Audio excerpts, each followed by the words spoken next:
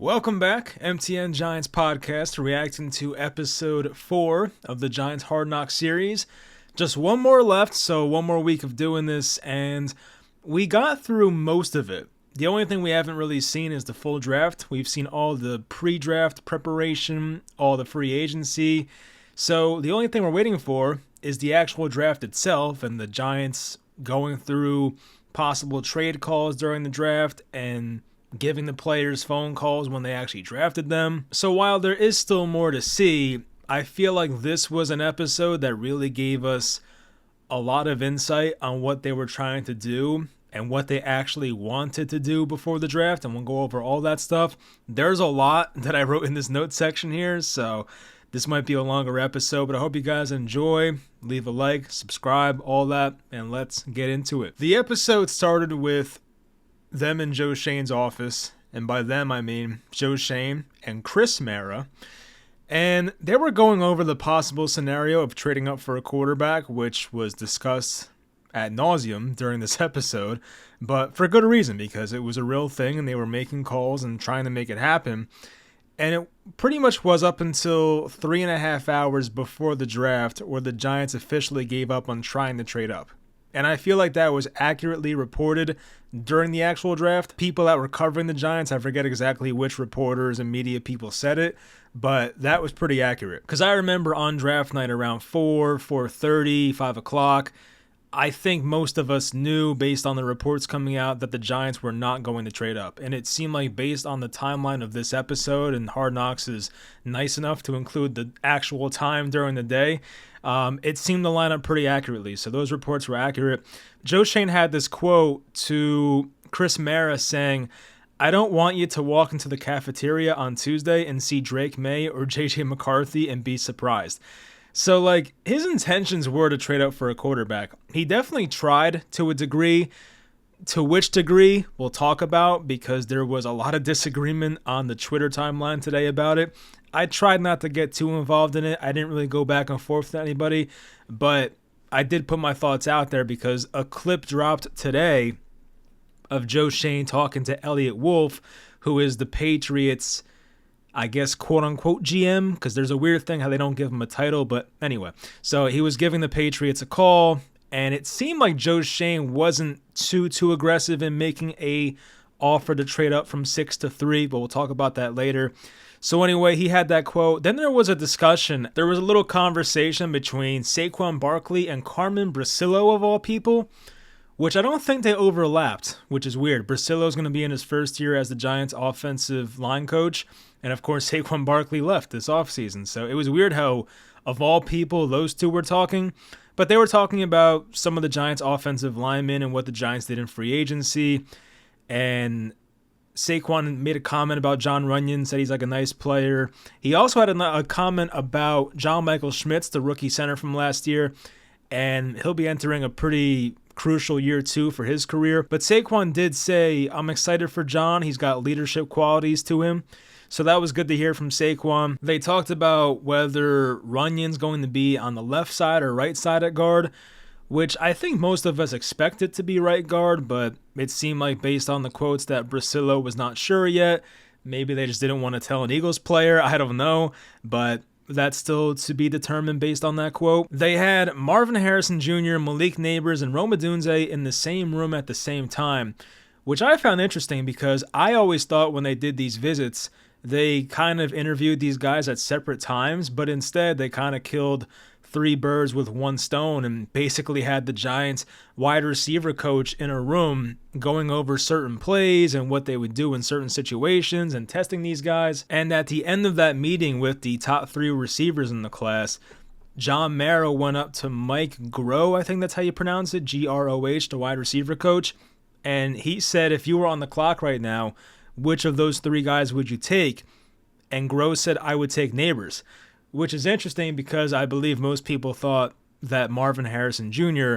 was the wide receiver 1 in this class by consensus. But even someone like me, who of course is not a scout, I'm not going to act like I sat there and watched every all-22 film of these guys and whatnot, but even someone like me, I was making comments before the draft of how I think that Malik Neighbors is pretty close to Marvin Harrison and could be even better. Like, I was pretty much there. I kind of had it as like maybe MHJ by a little and then Odunze, or then Neighbors and then Odunze. So like, I'm definitely not alone in thinking that. I believe a lot of people really like Neighbors coming into this draft for obvious reasons, and the Giants, of course, take him at 6 overall at the end of it. But it seemed like a lot of people, whether it's in the NFL or media, had Malik Neighbors as their top wide receiver in the class, which is pretty interesting. Malik Neighbors made a comment to Brian Daboll saying, "I got a hot temper, but not in a bad way." And Brian Daboll said he has a pretty bad temper too. But these are guys that care about winning. Now, Neighbors had that quote last episode talking about how he's not happy if he's not involved in the game plan early. So that's something they have to watch out for. And it just brings you back to the Odell Beckham stuff, how he was a distraction at times when he wasn't too involved and the team was losing. So Malik Neighbors this upcoming season, his rookie year, on a team that's projected, I think, what are the Giants at? 6.5, 7.5 wins this year. They're not expected to be that great of a team, and they don't have the best quarterback situation, to put it nicely. How does Malik Neighbors act or react when the quarterback play isn't great, the team's losing, he's not involved early? Like, I think Malik Neighbors will get plenty of targets, but will they be good targets? That's the main question. The assistant GM, Brandon Brown, made a comment about how you don't expect to pick this high every year, so you have to maximize the pick. And that's one of those things where people that argue against trading up and giving up a lot, which a lot would be like 2 first-round picks and a couple of day 2 picks, or maybe even 3 first-round picks, which people find crazy. But it's been done before. I do believe that the Niners gave up 3 first-round picks to go and get Trey Lance. Now, they went from, I think, 11 to 3, so it was a bit more than going from 6 to 3. But, you know, point being is some teams give up a ton to move up in the draft. So if the Giants had that conviction, I wish they would have done it, because, I mean, I don't know how next year's going to go for this Giants team. They feel like a 6, 7, 8 win type of team. And if that's the case, they'll probably be picking somewhere from 5 to 10 next year in the draft. And it's like they're going to find themselves in the same situation. And let's say the Giants win more games than people expect, and they rip off 8 or 9 wins. And maybe they make the playoffs or have a very low, not a very low, but like a middling draft pick, you know, somewhere from like 16, 17.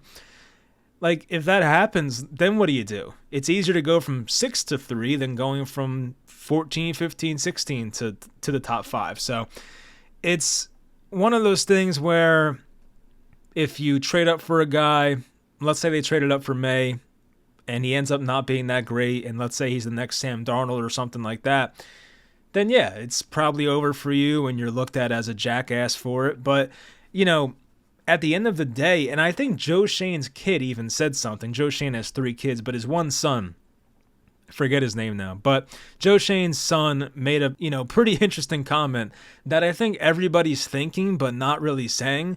And Joe Shane's son pretty much had a comment like, you only get one shot at this job, so why not just try and trade up for the quarterback? It was something along those lines, so I'm not accurately quoting him, but it was something along those lines. And it's like, yeah, I mean, this kid's probably like, I don't know, 14, 15, 16 years old, and he was like really spitting facts about like trading up for a quarterback. And it's like, yeah, you probably do have one shot to get this right if you're Joe Shane. And I'm not saying that if the Giants suck next year that it's over for Joe Shane, but like, he's definitely going to get himself on the hot seat if the Giants go 6-11 this upcoming season or something along those lines. There was the Jaden Daniels interview where it was funny because he just entered Joe Shane's room. They said hello. Brian Daboll was there, and like not even like 5 seconds into the interview, Brian Daboll just looks at Jaden Daniels. He's like, all right, we're not playing around here. Do you want to be a Giant or not? And it's like he just kept asking him that, and then Jaden Daniels was not in a reluctant way, but was just like, yeah, like his voice kind of raised, and it's like, I don't know if he's telling the truth or not. I mean, who wouldn't want to be the quarterback for a New York team? Like, I'm sure he wanted to be here, but the way he was answering it was not too convincing, but maybe that's just how Jaden Daniels' personality is.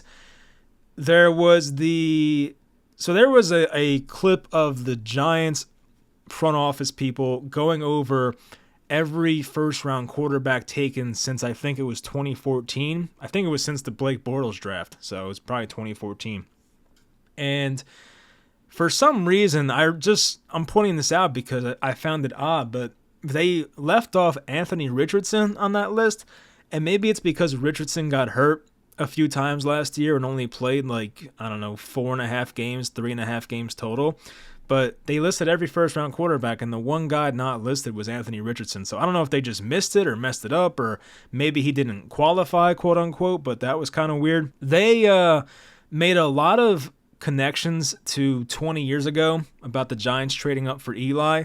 John Mara must have mentioned it 3 times. It's like, all right, buddy, we get it. Stop living in the past. I mean, I feel like John Mara is just so stuck in his old ways. That's a topic for another day. But anyway, so Mara said, I'm nervous about giving away too much for a quarterback, similar to 20 years ago. He also said Ernie was sold on Eli and was making plays with without a good supporting cast at Ole Miss, which is kind of what sold Ernie Accorsi on Eli Manning.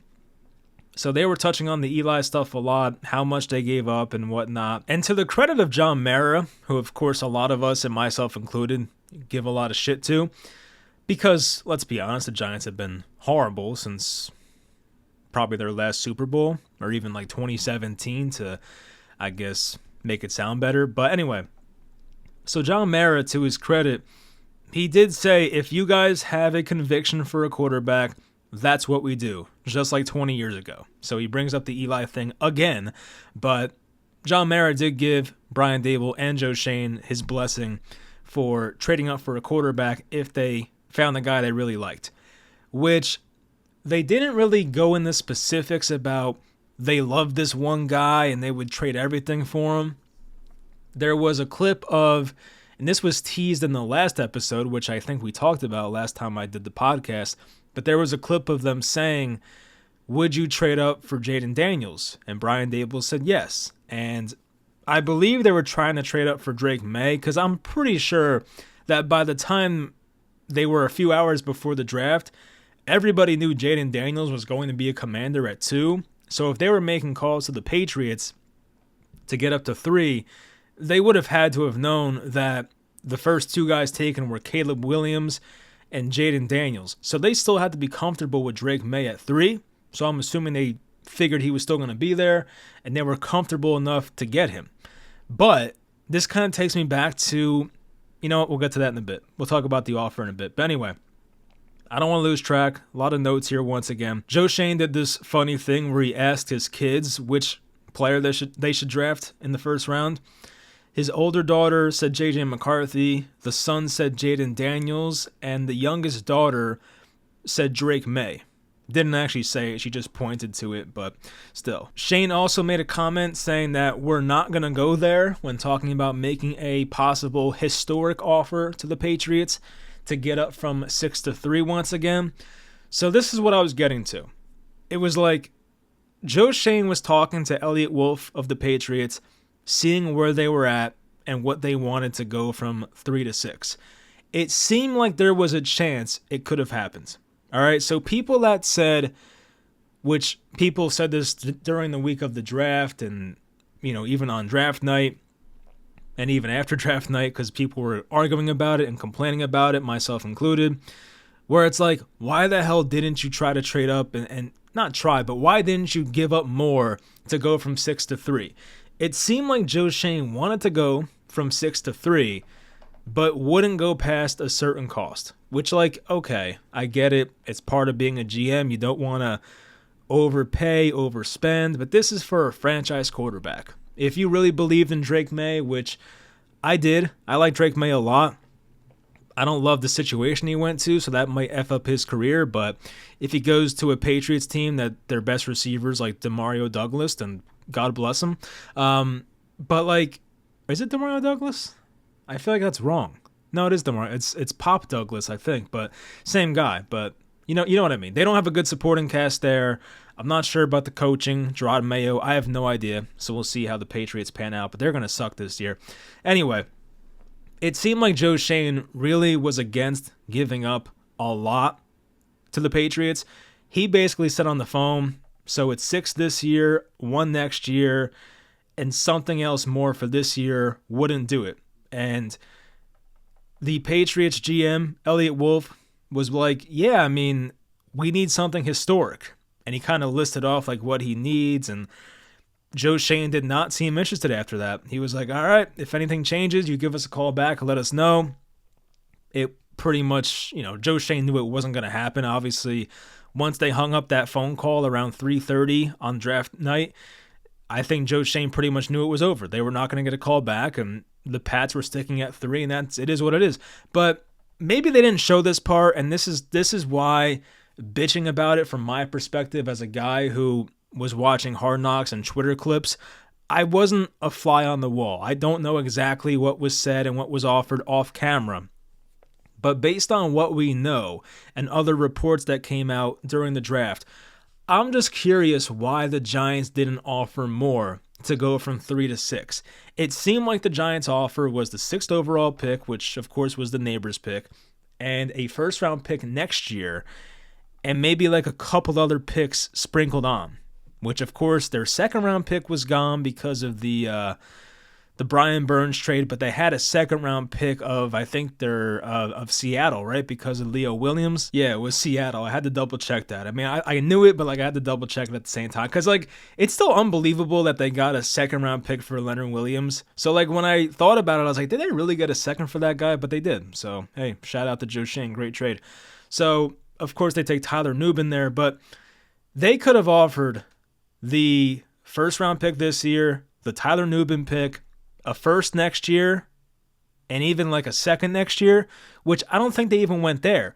And if you really were convinced about Drake May being a great quarterback one day, you could have went as far as to say the 6th overall pick, the Nubin pick in round 2, a first next year, a second next year, and a first in 2026, that would be. So 2 drafts from now. They could have made an offer like that if they really wanted this guy, if they really wanted Drake May. But they didn't make that offer, and everybody stood where they were, and that was it. I mean, the Patriots took Drake May. We'll see in a couple years how that pans out. But it just seems like, I've seen the term half-ass. I don't know if Joe Schoen half-assed the negotiations or half-assed his offers to the Patriots. But it seems like if he really, really wanted to get it done, that there was a glimmer of hope that it could have gotten done. The offer I just mentioned about giving up 3 first-round picks and 2 second-round picks, that was never offered. And maybe it wouldn't even be that much. Probably not. That's like a ridiculous. For some reason, my mic cut off there. Sorry, my apologies. But what I was getting to was if they really wanted Drake May and they made the Godfather offer, they probably could have made it happen, or at least would have gotten the Patriots to a point where they were like split in half and 50-50 and really contemplated that move. But it seemed like it never got even close to that. Based on the reports, based on the phone calls and this Hard Knocks, it seems like they were never that close. Joe Schoen did what he was supposed to do. He reached out to pretty much every team. There was even a phone call between him and Ryan Poles, or at least we think he did answer the phone and say, hey, Ryan, or hey, Mr. Poles, or something. So it did seem like it was the Chicago Bears. So he made calls to Monty Ossenfort with the Cardinals, made calls with the Jets, I think they said at the end. It's like there was calls with everybody to move up, to move down. He was really seeing what was out there. And there was a clip at the end, which we'll get to, about possibly trading down, which was an interesting development as well. I wanted to make this joke. The thing that's crazy is that the New York Knicks, I know it's a different sport and shit's different, but it was kind of funny to me. The New York Knicks made a bigger offer for Mikal Bridges than the Giants tried making for the 3rd overall pick in the draft. Let that one sink in. I mean, once again, it's the NBA. Shit's different, but like, come on. I just feel like if they really wanted him, they would have offered more. There's no guarantee the Pats would have said yes. We don't know that. But what we do know is that Joe Schoen, based on what we know, based on the reports and based on what we saw tonight, Joe Schoen could have offered more. What's the worst that could happen? They say no? I mean, come on. So it's just annoying that they didn't really press it further and press the issue. I guess it is what it is, and we'll see how the careers of Neighbors and Drake May turn out, and we'll see, more importantly, if the Giants can get themselves a quarterback of the franchise in the near future. Shane tried to trade up to number 4 overall, but Monty Osenfort wanted to stay with Marvin Harrison. I just mentioned that one before. Shane had a quote saying, "Now that we know we can't get up, my mind is now, how do we build the best team for 2024? Shane said that 3.5 hours before the draft, which it's odd to say that because you're not building just for 2024. I feel like this is for the next 5 to 10 years when you're picking 6th overall, but hey.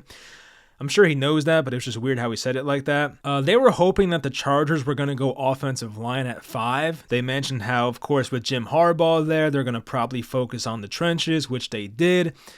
And the Giants really had no interest in getting Joe Alt. So anyone out there that thinks the Giants were really going after Joe Alt, just stop. Like, if this regime traded up from 6 to 3 and took an offensive lineman, I would want them fired more than I was asking for Dave Gettleman to get fired from 2019 to when he actually got fired. Like, I would be at that level of pissed off with this regime. And I don't even know if I'd make content anymore. Like, if we really traded from 6 to 3 to get an offensive lineman, and I know it's like we're talking crazy shit, but that was a report by somebody that was pretty, I don't want to say plugged in because I feel like they were wrong, but it was a pretty big name. Was it Rappaport? I forget. You guys let me know in the comments. But somebody was mentioning that. Like, oh, the Giants were trying to actually trade up for Joe Alt. I was like, okay, yeah, sure.